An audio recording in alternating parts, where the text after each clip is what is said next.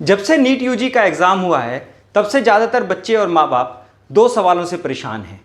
पहला सवाल ये कि इस बार की कट ऑफ क्या जाएगी, और दूसरा सवाल ये कि हमारे इस नंबर पे हमें क्या रैंक मिल सकता है।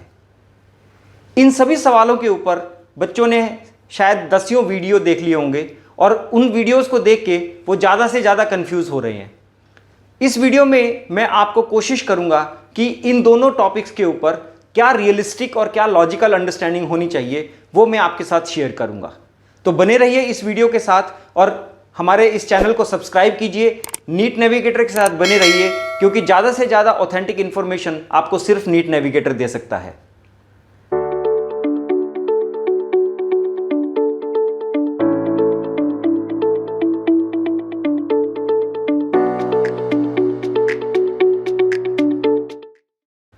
Hi, my name is Rakesh Jain. I am the founder of NEET Navigator and MBBS Lighthouse.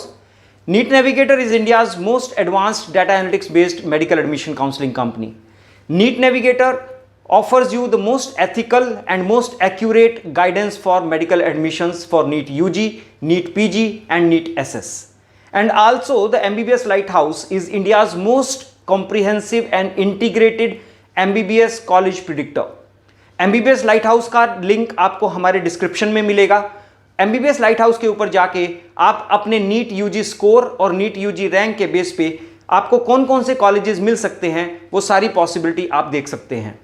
MBBS light house India का पहला नीट यूजी के मार्क्स के बेस पे आपको MBBS एडमिशन पॉसिबिलिटी और कॉलेज प्रिडिक्ट करने वाला पहला वेब एप्लीकेशन है।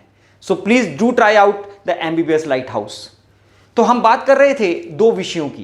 पहला विषय था कि अगर आपके एक नंबर जो आपने अपने कोचिंग सेंटर की आंसर की से मिलाए हैं, अगर वो नंबर मिल रहे हैं तो उसके बेस पे आपको क्या पॉसिबल नीट यूजी रैंक मिल सकता है।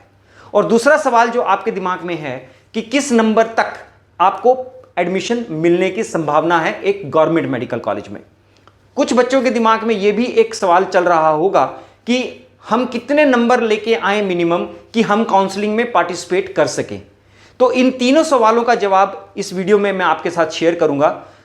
और इस वीडियो में मैं एक रिक्वेस्ट करूंगा कि प्लीज़ आप मेरे लॉजिकल एक्सप्लेनेशंस को समझ के अपनी एंग्जाइटी को कम करेंगे तो हमें बहुत फ़ायदा होगा, हमें बहुत अच्छा लगेगा।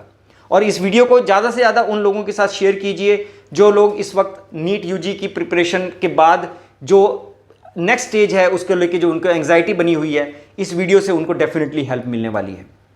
तो जो हम सबसे पहले बात करते हैं कि नीट एलिजिबिलिटी कट ऑफ क्या होती है।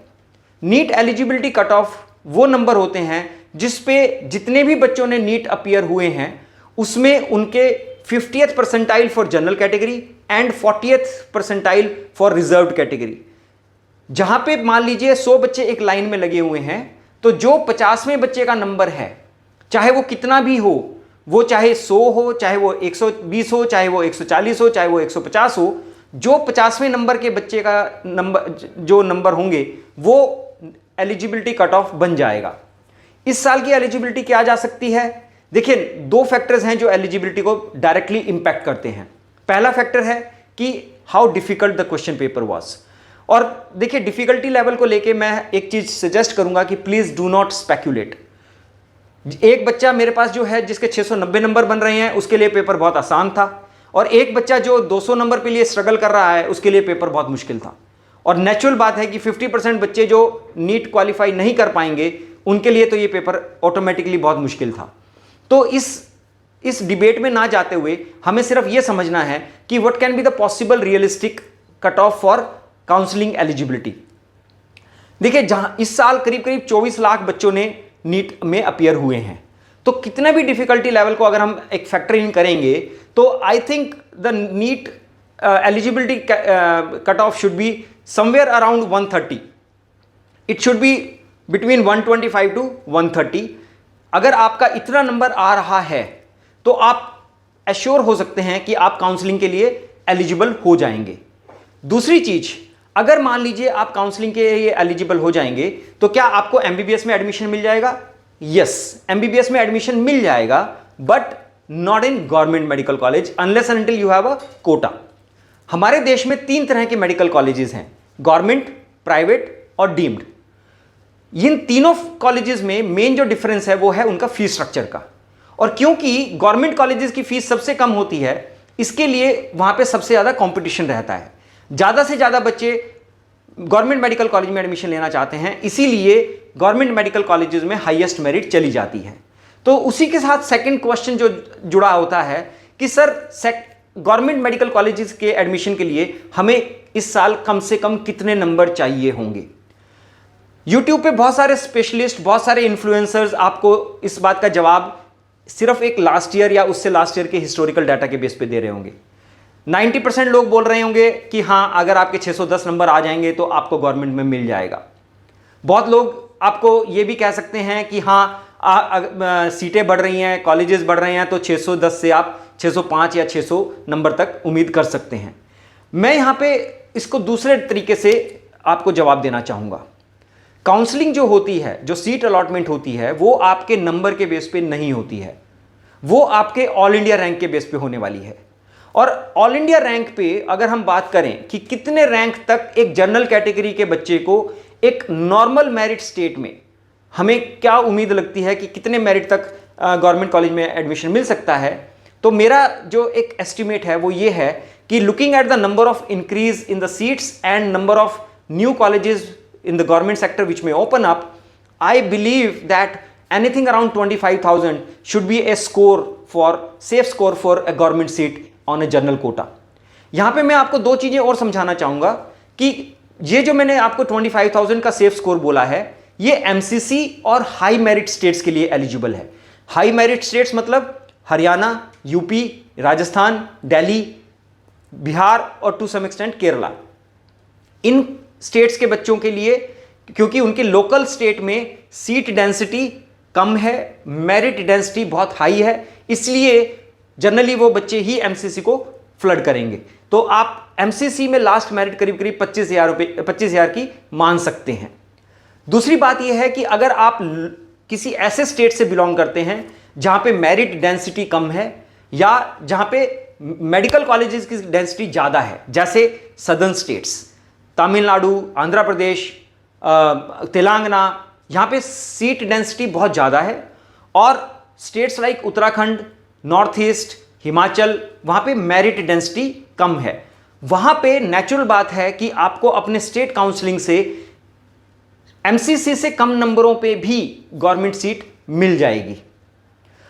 कौन से स्टेट में एग्जैक्टली स्टेट मेरिट पे क्या कट ऑफ जाएगी, उसके लिए हमें एक दूसरा वीडियो बनाएंगे। उस वीडियो में आपको मैं स्टेट वाइज समझाऊंगा कि कौन कौन सी स्टेट्स में जनरल कैटेगरी और रिजर्व कैटेगरीज के लिए कितने कितने नंबर या कितने कितने रैंक की जरूरत होगी। तो आप हमारे चैनल को सब्सक्राइब कीजिए, लाइक कीजिए, ताकि ज़्यादा से ज़्यादा आप इस तरह के यूजफुल वीडियोज़ आप तक पहुँच सकें। तो जैसे मैंने आपको कहा, जनरल कैटेगरी के लिए करीब करीब 25,000 इज द सेफ स्कोर। जहां तक हम बात करें अगर रिजर्व कैटेगरीज की, तो ओबीसी और ईडब्ल्यूएस में बहुत ज्यादा बेनिफिट मेडिकल में नहीं होता है। तो मेडिकल कॉलेजेस में अगर आप बात करेंगे प्लस माइनस मैक्सिमम आप ये मान के चलिए 1000 रैंक आप ईडब्ल्यूएस और ओबीसी के लिए प्रोविजन कर सकते हैं for high merit states. For reserve categories like SC and ST, I believe कि around 1.25 lakhs should be a good score for SC and around 1.5-1.6 lakhs should be a good score for ST candidate. तो अगर आप अपने government के admission को लेके concerned हैं, तो मैंने आपको एक बहुत क्लियर पिक्चर दे दी है कि अगर जनरल कैटेगरी में आपका 25,000 से नीचे रैंक आ जाता है, for sure you can hope for a medical admission in a government medical college. अब ये बात आती है कि ये रैंक कैसे पता लगे, जो कि तीसरा सबसे बड़ा सवाल है। यहां पे मैं आपको एक बात कहना चाहूंगा कि प्लीज आप किसी भी प्रेडिक्शन पे विश्वास मत कीजिए।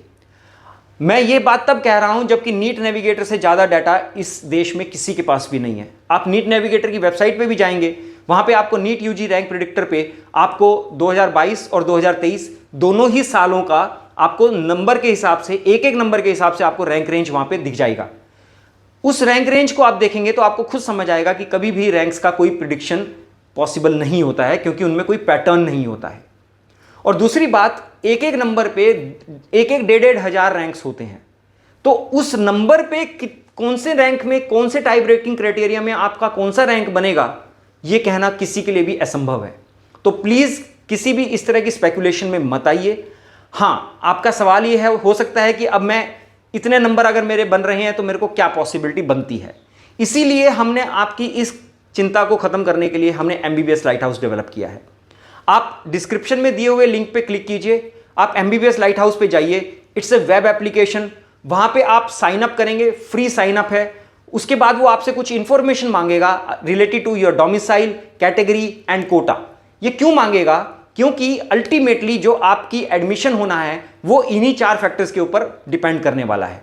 तो आपके डोमिसाइल, कैटेगरी और कोटा के बेस पे आप खुद देख पाएंगे उसी स्क्रीन पे कि आपके कितने मेडिकल कॉलेजेस में आपको पॉसिबिलिटी ऑफ एडमिशन बनता है, जिसमें आपको गवर्नमेंट, प्राइवेट और डीम्ड तीनों अलग अलग दिखाई देंगे।